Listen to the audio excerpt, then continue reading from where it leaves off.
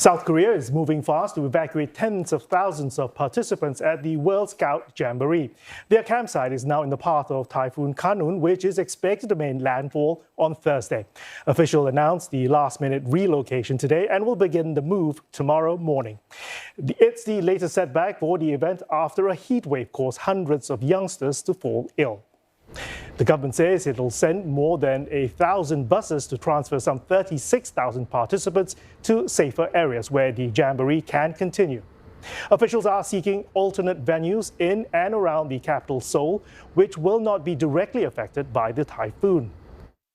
전국 지방자치단체 협조를 통해서 태풍의 직접 영향권에 들어있지 않은 수도권을 중심으로 행정기관과 민간의 교육시설을 최대한 확보해서 대원들에게 편안하고 안전한 숙소를 제공할 계획입니다.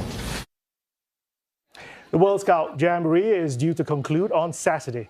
Parents of the Scouts and some Scout organizations had called for the event to be cancelled last week due to the extreme heat. Organizers were criticized for not being prepared to deal with the weather. President Yoon Suk-yeol earlier ordered unlimited air conditioning and water trucks to keep participants cool. I would just encourage that there is a proper independent learning review so we all capture lessons, whether that applies to future jamborees or any other events that anyone, frankly, is organising, because we cannot be put in this situation again. It's not fair on anyone. CNA's Lim Yoon-suk looks at possible impacts on South Korea's international image. This is something a lot of Koreans have been talking about. This it's been in the headlines for weeks now. And, South Koreans just feel that this is a huge embarrassment for this country, especially since they have several years to prepare for this. Now, South Korea won the bid to host this in 2017. And since then, there have been lots of talk here in South Korea about this jamboree. And in fact, this is like the first global event that South Korea has hosted since the COVID-19 pandemic. And so a lot of people were excited about it, and people I spoke to, the locals around this area, they had been waiting for this for 6 years. But the fact that the South Korean government was not prepared for this and that the preparations were not done is something that I think will be brought up over and over again, even after this jamboree ends here in South Korea. And also, having said that, I did speak to some of the scout leaders from other countries, and many of them were also saying that the World Scout Jamboree has some blame to take, because this is a global event. And it wasn't really just up to the South Korean government. Every little movement that has been taken, any action by the South Korean government had to be okayed, had to receive permission approved by the World Scout Jamboree too. And also there were officials here in advance who came here, did the checks and made sure that everything was fully prepared to bring in all the scouts, 40,000 scouts from all over the world. And so I think there'll be a lot of blaming and a lot of talk coming up after the Jamboree. Well, it's been blow after blow for the World Scout Jamboree in South Korea, but the Singapore contingent is rolling with the punches. The 67 scouts, teachers and volunteers relocated to Daejeon city over the weekend as part of their interim program. They're going to Seoul on Wednesday before flying home on Saturday. For more, we're joined by Ang Wee Jin, the Singapore Contingent Leader. Wee Jin, first, tell us how the team found this current accommodation. Was there a lot of hassle or money spent, and what has it been like there so far? Okay, so what happened was that we are in constant contact with the Singapore embassy in Seoul, and they actually helped to work with the Korean host to actually arrange for accommodation, for transport, and as well as the meals, and on top of that, the program as well. So it is a little bit of a hassle in the beginning, but once the things are rolled out, it's more or less smooth sailing all the way. So and I believe that it is worth it as well, because the scouts actually are not so disappointed after they actually experienced the program itself. So I guess they are resilient in the sense that they managed to overcome the initial disappointment, I would say. Wee Jin, people who visit Singapore say that Singapore is hot, but compared to the heat in Singapore, how bad is it really where you're at? Oh, okay.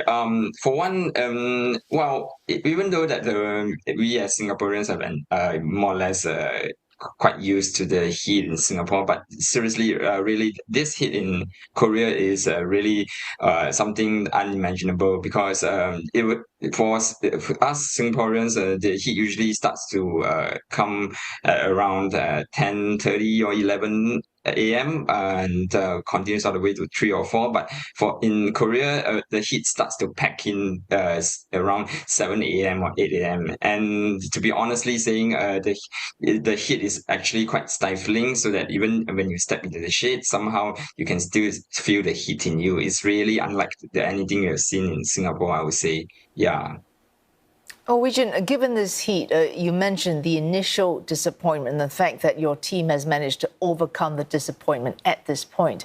I take it because you have tried to adapt some activities so they are not as cooped up as they might have been by this terrible heat.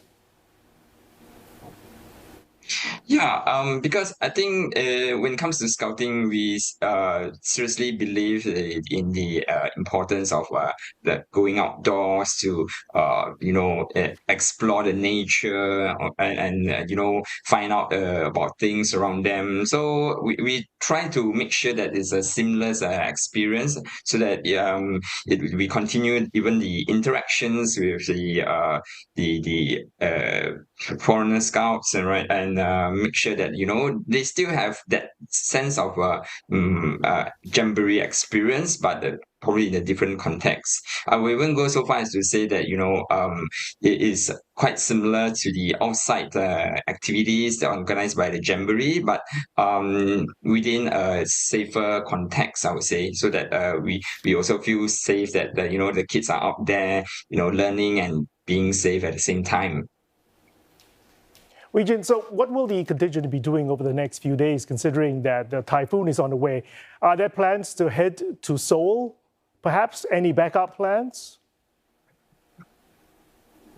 Yeah, right now the current plan that we actually crafted is really to go to Seoul and attend the invitation by the Singapore Embassy in Seoul to celebrate National Day. But of course, that being said, we probably want to adjust accordingly as we monitor the weather situation.